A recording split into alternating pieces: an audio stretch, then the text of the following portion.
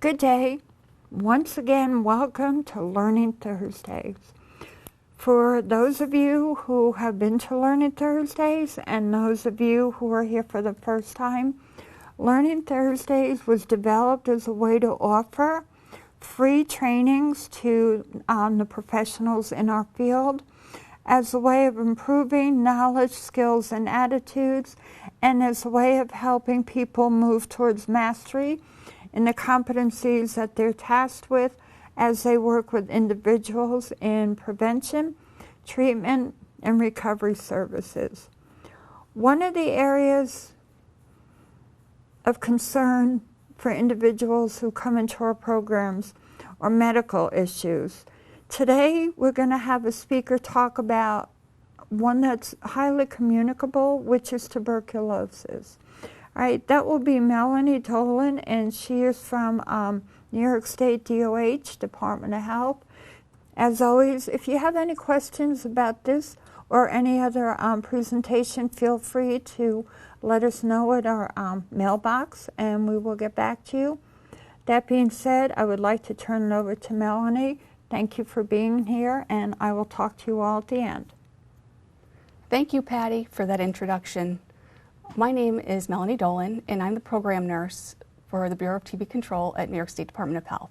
And I'm here to present to you tuberculosis fundamentals and updates.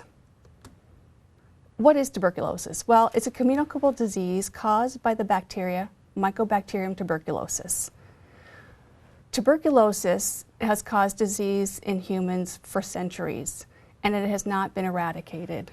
In fact, it is one of the leading causes of death from a communicable disease today in the world. Here's my outline, history and trends. So I'll review a little bit about recent history. Pathogenesis, transmission, so what is TB and how is it spread? Tuberculosis disease versus TB infection, TB disease, latent TB infection, the role of the local health department in active TB, and OASAS and tuberculosis. This is a timeline of major events in TB history. In 1865, Jean-Antoine Villemain shows that TB is contagious. And prior to that time, there was strong belief that it was hereditary. 1882, Robert Koch discovers that the actual bacteria, and then 1884, sanatoriums opened up in the United States. Sanatoriums were basically rest homes, and these are places that people went to for rest. They had prescribed regimens during the day. There were no antibiotics at that time. Some people improved and went home, and many people did die in the sanatoriums because there were no antibiotics at that time. In the 1940s and 50s, this is a time frame when antibiotics were discovered to treat tuberculosis. The case rates started slowly declining from the 1940s and 50s on. And by the mid-1970s, most of the sanatoriums had closed because of this.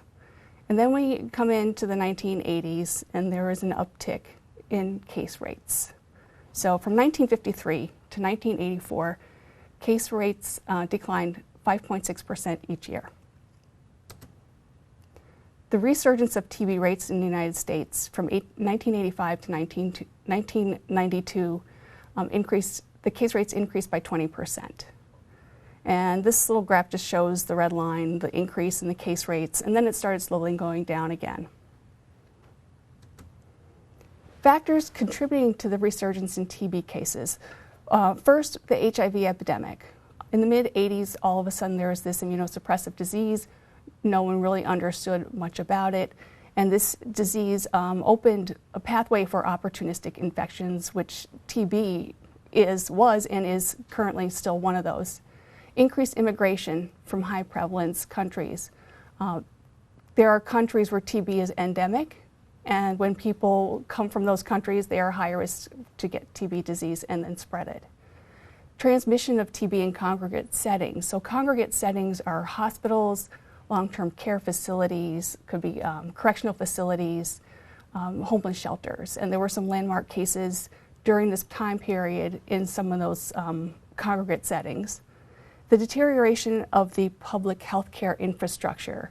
So because there was a decline in cases from the 1940s, 50s to the 80s, there was less public health funding, and also the public health system became a little less organized as far as TB activities. Because of all the uptake in cases, then there was more funding, federal funding. Tuberculosis control became more organized, and there were guidelines for screening people and better follow-up at the local health department level in TB cases. This is a statement put out by the World Health Organization from 2017. It's on their website, one of their fact sheets. The burden, in 2016, there were an estimated 10.4 million new cases of tuberculosis. 6.2 were men, 3.7 million were women, 1 million were children, and 10% of the total were people living with HIV. Current data. New York State cases in 2017, 806. And compared to 2016, it's a little bit up. The total was 768. The US, or the national number of cases in 2017, 9,093, which is down from 2016, 9,256. And I have the same number. I couldn't find a 2017 number for the world cases, so the 2016 is 10.4 million. Pathogenesis and transmission of tuberculosis. Transmission. Bacterium tuberculosis, M. tuberculosis, tubercle bacilli, MTB, those are all names of the TB bacteria, basically. And this bacteria gets spread through the respiratory system. So someone is diseased, it's in their lungs, they cough, sing, talk, and it gets spread through little droplets. That bacteria is in the droplet. It gets spread through the air. The person that they're with can breathe it in, and then they're infected with the TB bacteria. Generally, you need prolonged contact for this to happen. There are a lot of factors that come into play with how infectious somebody is. I've had cases of where a patient is living in a family. Say the patient is a grandparent, and the only person who tests positive is the grandchild, who has spent a lot of face-to-face time with that grandparent, and everybody else is negative. It's not to say that those other people in a different situation might test positive being exposed, but it just gives you an idea that there needs to be a lot of exposure and close contact with people. Sites of tuberculosis disease. TB is primarily a disease of the lungs and the respiratory system. 85% of cases are pulmonary. 15% are extrapulmonary, and this means it can go anywhere in your body. It can go, I just listed a few here, larynx, lymph nodes, brain. It could go to your spine, in the eye, bones, kidneys. I might have said that already, but you can just, anywhere else in the body, TB can grow. Miliary TB occurs when that tubercle bacilli gets spread through the body, in the bloodstream, and it can be carried out to different parts of the body, and it's quite severe disease. These are two just very general statements. Later on during this slide presentation, I have addressed risk factors more specifically, but those who are more likely to have exposure to another person are more at risk of getting TB. So whether you have exposure to someone who was recently infected or you have exposure to someone who was actively sick, you're more likely to get tuberculosis. And those people who are exposed and harbor the TB bacteria are more likely to get TB disease if they have some kind of clinical illness or condition that affects the immune system. And TB disease develops when the immune system cannot keep the bacilli contained when they multiply. On this slide, this is right from the CDC, risk of developing TB disease over a lifetime. And this does give you some kind of idea of what having another disease, how it can increase your risk of getting active TB if you've been infected. So the first top row, TB infection with no risk factors. So you are not from a country where there's a lot of TB. You have absolutely no risk factors or idea where you might have been infected. You don't work in a congregate setting or live in a congregate setting. You, for some reason, test positive for TB. You run a risk of 5% of getting TB in the first 2 years, and then about 10% over a lifetime of actually getting TB disease. TB infection with someone with diabetes, the risk goes up considerably, 30% over a lifetime. And that's if you have been infected with the TB bacteria, you have diabetes, and you don't take preventative treatment for that TB infection. The third row is someone with HIV, and that goes up much higher, 7 to 10% per year. And this risk is for someone who has HIV and who is not being treated for it, and who has been infected with the TB germ and has not been treated for it. So that's 7 to 10% per year. It's extremely high risk. This slide just kind of breaks down latent TB or TB infection. I have talked about it a little bit, versus active TB disease. And latent TB infection, LTBI, the short form. So LTBI is when that tubercle bacilli or the TB bacteria, someone has taken that in their body. They have it. Your skin test or your blood test, which is a screening for TB, is positive. So it indicates that you have that bacteria in your body. Chest x-ray is usually normal.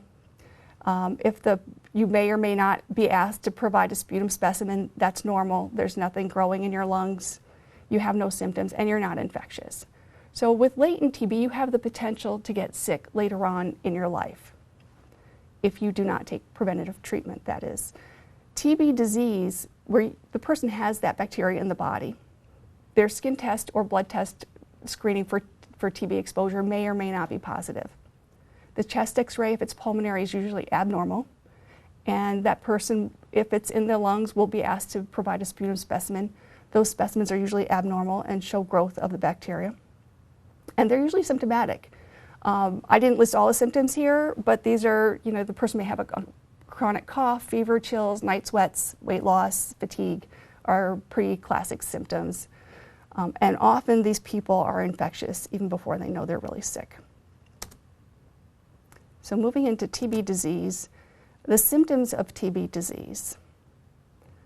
And I broke it down to pulmonary and extrapulmonary. For pulmonary tuberculosis, someone will most likely have a chronic cough. And it's not just waking up one day, you have a cough. It's chronic, it's nagging.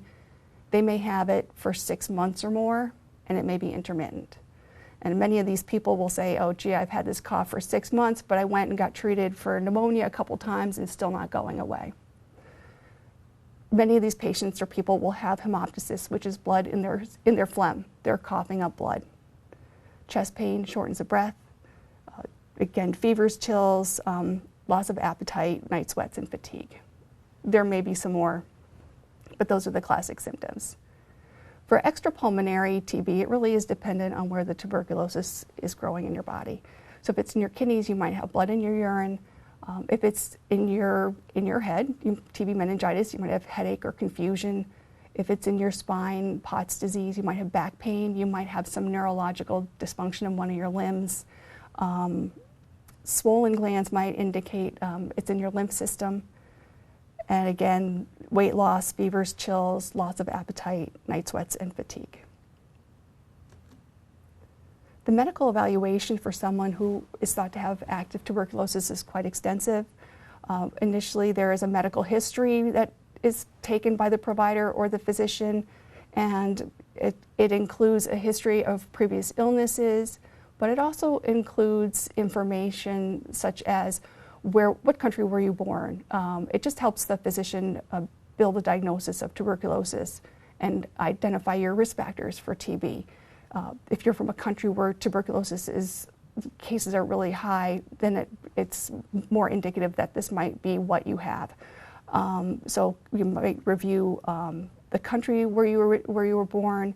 What did you do for a living? Did you work in a correctional facility? Did you work in a nursing home? Have you ever been incarcerated? Did you ever have a family member with tuberculosis? Did you ever have a grandparent that maybe had some kind of illness that nobody really knew what was going on? Many patients have these memories of going to visit their grandparents and they were coughing and sick, but they were so little they can't really put a finger on what was going on, and they were never told. There's always a physical exam, and TB test is done, the screening test is done, that's either the skin test or the blood test, and what it does is it helps builds this diagnosis. It is not really diagnostic by itself. A chest x-ray is done and or a CAT scan. The chest x-ray is done whether you have pulmonary disease or whether the disease is suspected elsewhere. If you have pulmonary symptoms, you want to find out what's going on in the chest. If you don't have pulmonary symptoms and say you have TB in a lymph node, you want to rule out any pulmonary disease because that's when people are contagious. Bacteriologic examination of specimens is always done. If someone has pulmonary disease, the physician is going to ask for a sputum specimen, and that's going to be sent to the lab. If the person cannot cough a specimen up, then that will be induced. I'm just going to slide, the common bacteriologic examinations are the smear, nucleic acid amplification test, and the culture. And I will get to that in a slide or two. Common procedures, I mentioned one already, is the sputum induction, and this is when a patient can't spontaneously cough up any phlegm to send to the lab. So the patient inhales a saline mist, and it stimulates them to cough, and that's how that sputum is obtained. A bronchoscopy is when it's usually done at a surgical suite or in the hospital, and where the physician will go down the lungs with a scope and actually visualize the lungs. A gastric aspiration is usually done with pediatric patients.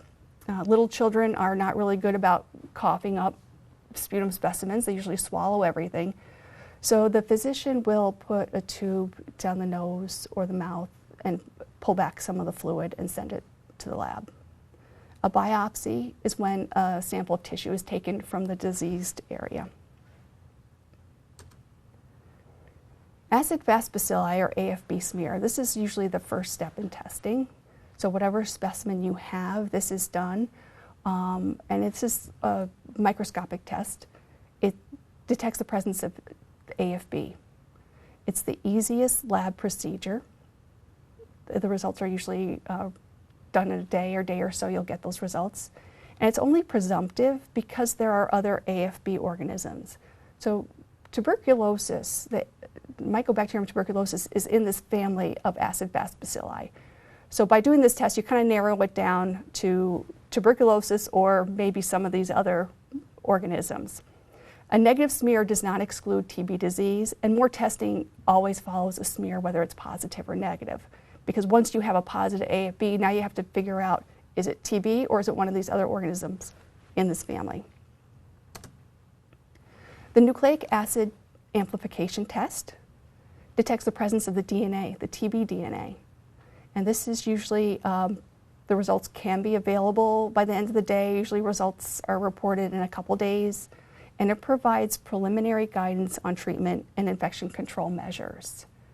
So there are two tests that actually not only detect the DNA of the TB DNA, but they also can detect mutations which indicate drug resistance. And there's one for isoniazid, which is one of the first-line medications used in TB treatment, and also there is one for rifampin.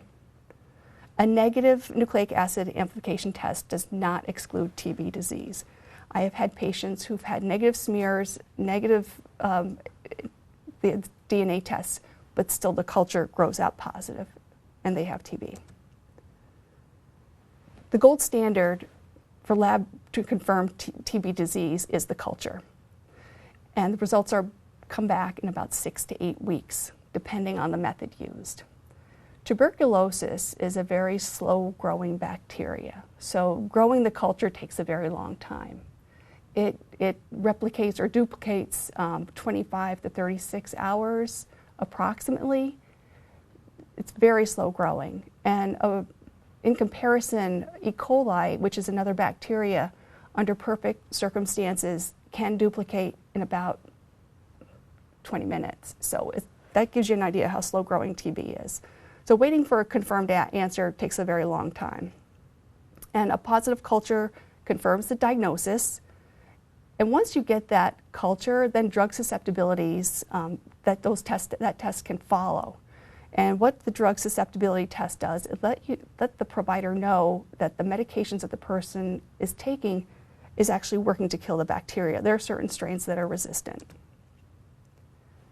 Radiology is always part of a TB workup. Chest x-ray, PA and lateral, you always want to get 2 views of the chest. And again, this is done whether the person has pulmonary TB or extrapulmonary, because you want to rule out any disease in the lungs. And it identifies any kind of abnormalities. And some of the things you may see on a chest x-ray that are abnormal is cavitation. This is when there's a little bit of a hole in a lung, and anyone with cavitation is considered to be more contagious and more infectious. You might see the word pleural effusion, lesion, opacity, and there are a number of other terms and conditions of the lung you might see reported out. If there's something on the chest x-ray that's the physician really can't see, or there's something in the abdomen, a CAT scan might be ordered and done to visualize that area. Infectiousness of people known to have or suspected of having TB disease. I'm going to focus a little bit more on the right side of this slide. Someone who's infectious usually has a cavity on their chest x-ray, as I just mentioned, and they usually have a presence of a cough. So they have the disease in their lungs and they're coughing, they're spreading it. They have AFB on their smear. So someone can actually look under a microscope and see that acid-fast bacilli. The disease is in the pulmonary system or in the lungs and the airway, so that's how they spread it, through that droplet. And TB is also spread through procedures and surgical suites, where any time where that TB bacteria can get aerosolized, it can spread to other people. Treatment of TB disease. The standard first 4 medications are isoniazid, rifampin, pyrazinamide, and ethambutol. And this standard regimen has been used for many years now as the initial treatment. Because the drug susceptibility testing is not available for some time, you want to get the person started on treatment. And then if there's resistance that is resulted out at a later time, then the provider will change the regimen, take that one medication the person's resistant to and maybe switch it out for something different.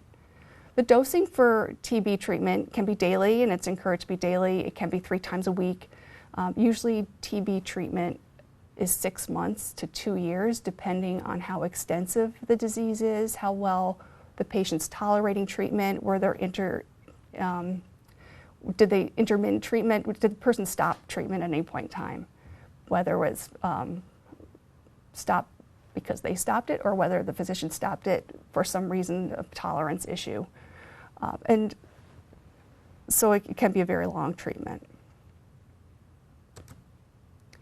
I want to mention a little bit about drug resistance because it's kind of come up, and there are there's primary drug-resistant TB. So there are different strains of TB that are resistant to medications. Primary resistance is when one person will get that resistant strain from another person who's sick. Acquired resistance is when the one person starts out on that standard 4 medication regimen, but then because of inappropriate or inadequate treatment or dosing, they develop resistance to some of those medications that they're taking. Multi-drug resistant, MDR TB, and that is when someone is actually resistant to isoniazid and rifampin, and those are, again, one of those first 4 medications that people are put on. This can be a very dangerous type of tuberculosis and needs to be closely managed. as does extensively drug-resistant TB, XDR-TB. This is when an individual is resistant to INH, rifampin, or fluoroquinolone, which is an antibiotic commonly used in TB treatment, and also one of the injectables that are used in resistant TB. All right, clinical monitoring. Clinical monitoring of active TB cases can be quite involved. There are always regular medical appointments, lab work that takes place on a regular basis. There's always monitoring of side effects, and I listed some of them here. Some side effects can be just mild, like dizziness, fatigue, a little bit of nausea. Your person's taking a lot of medication. They're taking up to 12 pills a day or maybe a little more for the first couple months, so it's a lot of medication. So there could be some kind of mild irritating side effects, but then some side effects can be quite problematic or adverse. And what a person should be reporting and what the physician's looking for is a rash, any kind of yellowing to the skin, whites of the person's eyes, any kind of real chronic fatigue, weakness, abdominal pain. That might indicate some elevated liver enzymes, which would need some attention. Other things that might happen is persistent joint pain, numbness in the hands and feet. If there are any issues, the provider will stop the medication and then take a look at what else might be substituted. Radiology is also can be part of, or is part of the clinical monitoring, but it's not something that happens on 2 weeks into treatment. Any kind of changes in the lungs will happen very slowly, and providers will decide when to follow up with a CAT scan or even an X-ray later on in treatment. Directly observed therapy, DOT, is when a trained healthcare worker or trained designated person watches the patient take medication every day or at each dose. And what this DOT does is it's the best way to ensure adherence. It is a standard of TB care. It should be used with all intermittent regimens, and it reduces the incidence of relapse of TB disease and acquired drug resistance. Barriers to TB treatment.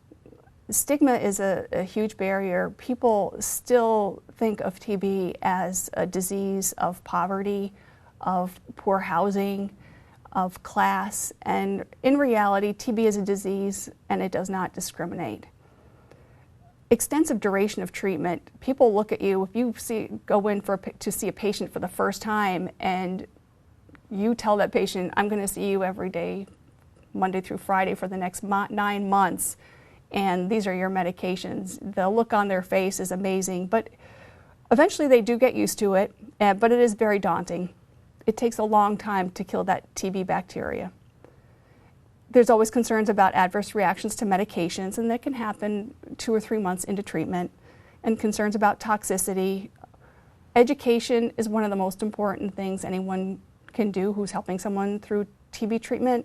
There's a lack of knowledge about TB and a lack of knowledge about the medication. So the more people know, sometimes it can be a little bit frightening, but you talk them through it, and as long as they communicate any issues with you, they seem to be a little more relaxed and accepting of treatment. Latent TB infection, LTBI. This is when you've taken the TB germ in your body, your body has worked really well, the immune system has worked well so that you don't get sick, you don't have TB disease, but it's there and you run the potential of getting sick in the future with TB. It's estimated that 13 million people in the US are infected with tuberculosis, and 5 to 10% of those individuals will get the disease later on in life if they're not treated. So there is preventative treatment. Certain groups are at higher risk of developing TB disease once they're infected, and there is a TB elimination strategy, and that is to test to treat for latent TB. And it's not testing just to get a job or to get into a college program. If you test and you're positive, you should consider preventative treatment so that you don't get tuberculosis later on in life, and you're not sick, you're not going to get those people around you infected. high-risk groups to test. So these are individuals where testing should occur. Known close contacts of a person with infectious TB. And this is where the health department is involved. The health department will interview the active patient and find out who they spent time with and actually actively seek out those contacts, test them, and give them preventative treatment.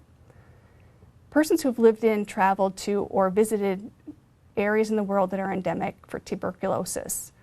People who have lived or worked in congregate living settings, healthcare workers or lab personnel. So the lab personnel, anyone who's working in a micro lab actually exposed to TB bacteria, individuals with alcohol or substance abuse, and those people who have certain medical issues.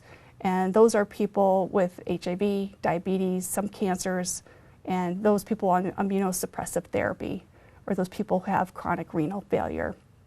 And some of the immunosuppressive therapy have the new medications. You've probably seen commercials for Remicade, Enbrel, to treat rheumatoid arthritis and some other chronic diseases now.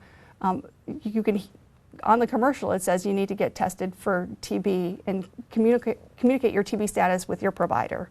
And we're seeing more and more of those people show up in our latent TB clinics and get treated preventatively. I want to mention a little bit about the TB vaccine, Bacillus-Calmette-Guerin, BCG. The World Health Organization still recommends this vaccine be administered to babies in infancy in countries where TB is endemic.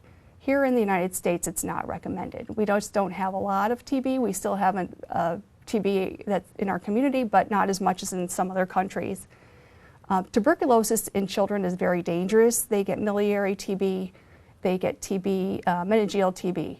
So this vaccine will protect them during that short period of time during infancy and early years in childhood. All right, testing for TB infection. Many of you may be familiar with the tuberculin skin test. Also, you may know it as PPD or MANTOO. And this is when a purified pork protein is injected under the skin by a healthcare professional, and then 48 to 72 hours, that person needs to go back and have that area looked at. And if there's redness, it's not positive. What the person is looking for is an induration or a bump, and that indicates a positive test. With this test, the BCG, that vaccine that I just mentioned, can cause a false positive. It doesn't happen every time. However, it can cause the positive. So with people who've had BCG, the test that's recommended is the interferon gamma release assay, which is the IGRA. And this is the blood test. There are two IGRAs that are approved in the United States, QuantiFERON Gold and T-Spot. This does not cause a positive in anyone who's received BCG generally. And it's one of the pros is that it's one visit to the physician's office unless you go back for your results or any follow-up. There are guidelines. The 2017 diagnostic guidelines are in my reference page, and if you want further reading or information on which test to provide or which person should get which test, you can read through those guidelines. This is just a picture of the different types of testing. The first one is the skin test, which has been around for a very long time, and then you've got the blood tests that are being used. LTBI diagnosis. There's still some work into LTBI diagnosis. People who have positive skin test or a positive blood test should get an evaluation. They should always get an X-ray because you want to rule out any active disease in the lungs because, again, that's where people are contagious and can spread it. And you want to catch disease very early if possible. You may or may not get a physical exam with this workup, but many physicians will do a full physical exam, and again, the full medical history, including where people are from, reviewing risk factors, occupational risk factors, etc. There may or may not be sputum collection at this time. Sometimes people will have a little bit of an abnormality on an X-ray. It may not be TB related, but the provider may ask for a specimen just to be sure. So once the LTBI diagnosis is made, there are several regimens the provider can put someone on. 9 months of isoniazid, it's 1 pill once a day for 9 months. If someone is on isoniazid, say for 6 months, and all of a sudden they can't tolerate it or something happens, they stop it, that is acceptable for completed treatment. 4 months of rifampin, and 3 months on isoniazid and rifapentine 1 time a week for 12 weeks.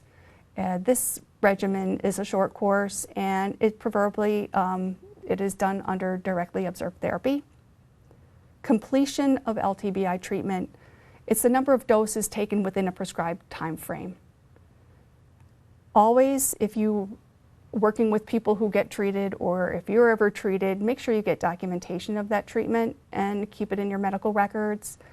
There are so many times I've received phone calls for people who were treated 10, 15 years ago, and now they need proof of their positive test, or someone wants to test them again and they don't have that documentation.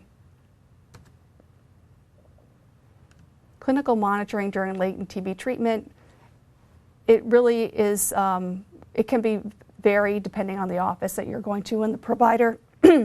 Monthly or periodic visits to the clinic or the provider's office. You may see the doctor 1 month and then have 2 telephone interviews. You may be going more frequently because the doctor wants to keep better track of your lab work.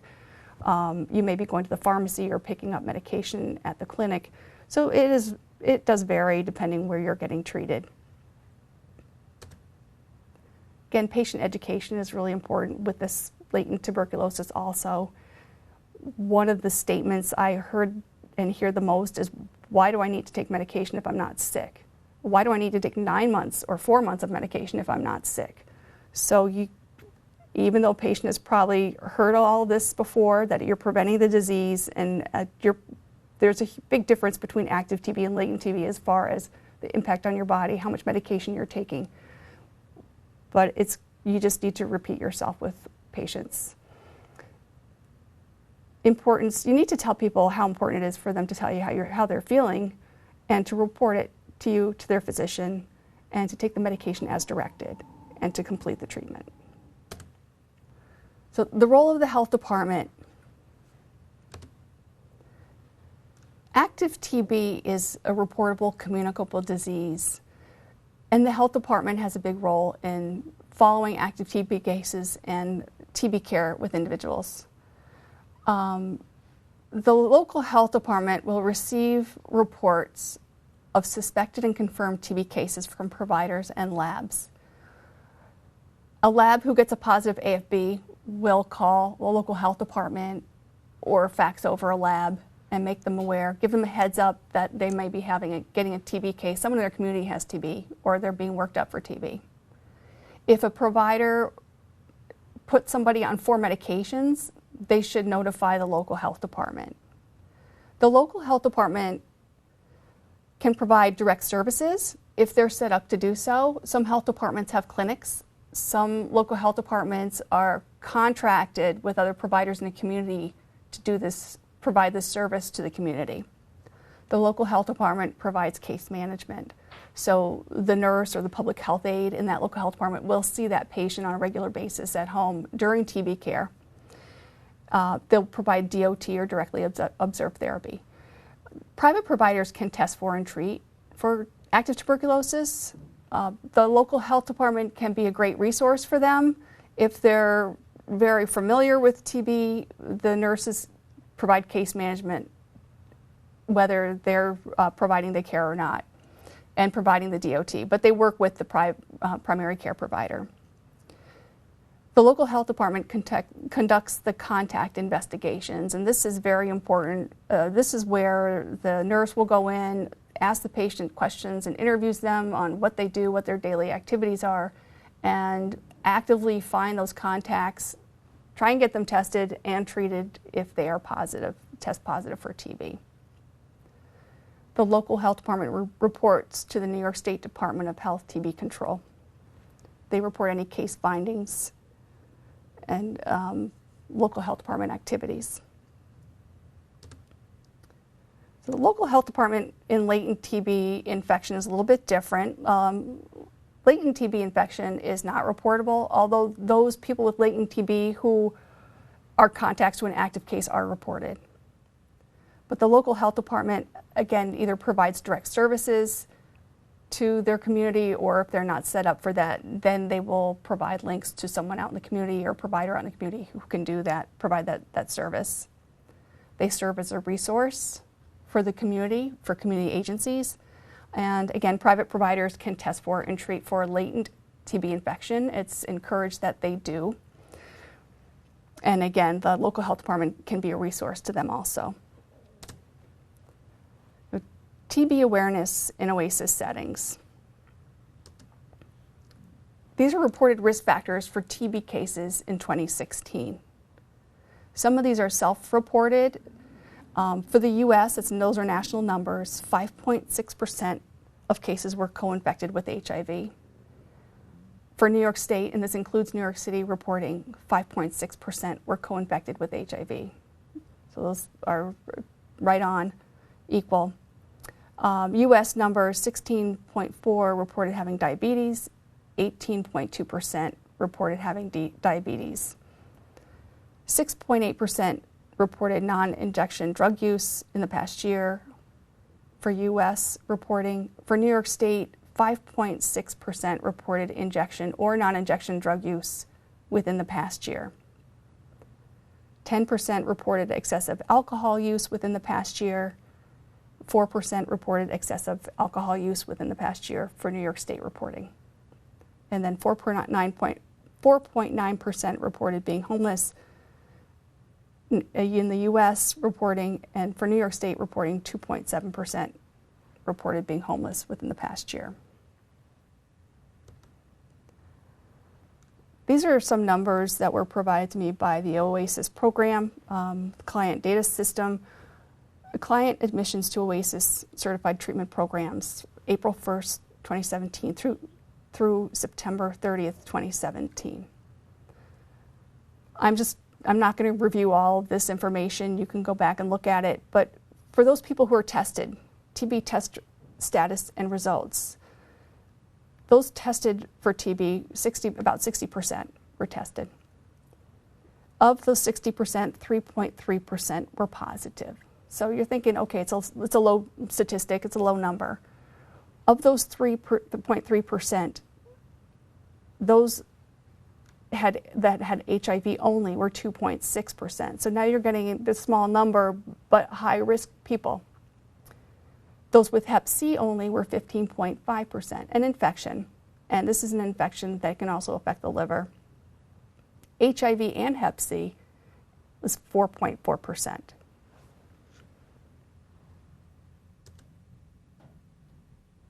So what can you do? You're not going to be working in a TB clinic and treating patients. What is your role in TB treatment? Just be knowledgeable. Know what you need to do for testing your clients. Understand what your facility wants you to do as far as testing. Utilize your local health department and your local health department TB program. Use them as a resource. Know the nurse. Have the number to that program. So if you do have any questions, you can call. Be vigilant and know the symptoms of tuberculosis. If someone wakes up and they're coughing and sneezing and coughing up phlegm, it does not mean they have tuberculosis. TB is very slow. But if you have a patient or a client who you know is tested positive, and if they've been in your program for a very long time, and you've noticed a nagging cough, and they still don't look good after months, it might be something that you can do about that to encourage them to seek medical care. There are a few things specific to OASAS clients that you might want to be aware of in assisting someone through treatment. One is that there can be some impact on the urine drug screen, specifically with rifampin. Some of the urine drug screens can cause a false positive.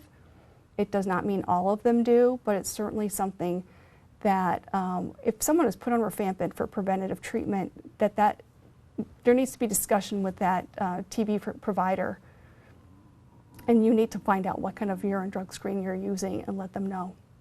There are also some of these medications for tuberculosis and even latent TB are hepatotoxic, so it can affect the liver. If someone has already abused their liver with alcohol or they have hepatitis, these people may need more frequent visits to the doctor, or you may need to have an open line of communication as far as monitoring for side effects with them.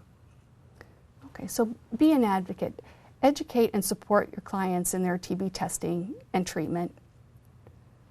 Encourage and support them in keeping appointments. I know some of the programs are very rigorous at OASAS and OASAS programming, but allowing them to feel like they can make appointments, helping them get transportation to go and pick up their medicine, get to these appointments is very important.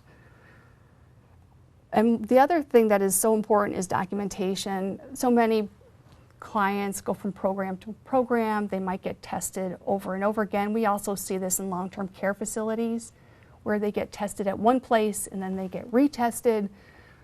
If there's any way possible that you can get their documentation, if you can have them get their documentation to them, if they've had a previous positive or previous treatment, it will save your program some time and also save the patient some time. And you don't want to keep doing tests on people over and over again if they've already been tested and treated. Here are some of the updates for tuberculosis. In 2016, the treatment guidelines came out, and these are guidelines for active TB treatment. So if you want more information on active TB treatment, they're in these guidelines. The 2017 diagnostic guidelines, I mentioned them before. They outline skin testing versus the blood test, the IGRA testing. So if you are involved in testing or have any active participation in TB testing, you might want to review these. One very exciting update or something is new in TB is whole genome sequencing at Wadsworth Lab. That is the state lab. And the whole genome sequencing examines the complete DNA sequence of the TB genome in order to identify mutations that could cause resistance to specific TB drugs. So basically, it's a way for them to predict TB resistance to TB drugs through identifying mutations on the genome. Whole gene sequencing is also used to compare the DNA sequence of 2 or more patients in order to determine whether or not there was disease transmission between them. So you can link patients now based on their whole genome sequencing of their TB DNA. Also, there have been times where you can find clusters of patients. There's been transmission between a group of patients. Once in a while, a county can go back and re-interview certain patients to find out and possibly identify ongoing transmission.